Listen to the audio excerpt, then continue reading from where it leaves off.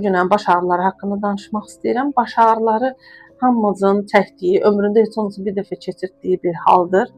Sadəcə onlar adi bir baş ağrılarına, yəni ömründə bir dəfə keçirilmiş baş ağrısına əlbəttə ki, bir böyük tədbir görmürük. Sadə aptekdən gedib baş ağrı dərmanı atırlar.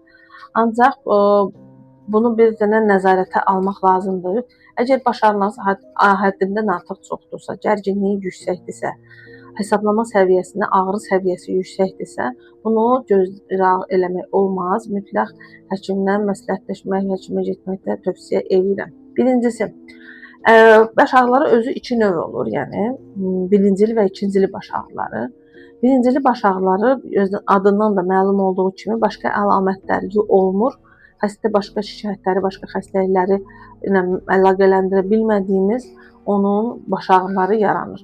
Birincili baş ağrıları, bunların ən çox yayılmış iki növü var. O da miqrenlə gərginlik baş ağrıları. Yəni bu haqda çoxlu xəbəriniz var.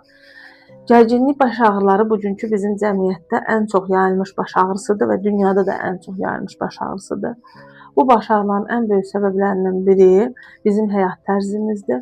Havasız mühitdə çox oturmağımızdır, kompüter və telefon arxasında çox olmağımızdır, boynunuzu düzgün tutmamağımızdır, gərgin iş rejimində və ya həyat tərzində olmağımızdır, stresli mühitdə olmağımızdır və bunlar gərginlik baş ağrılarını artırır.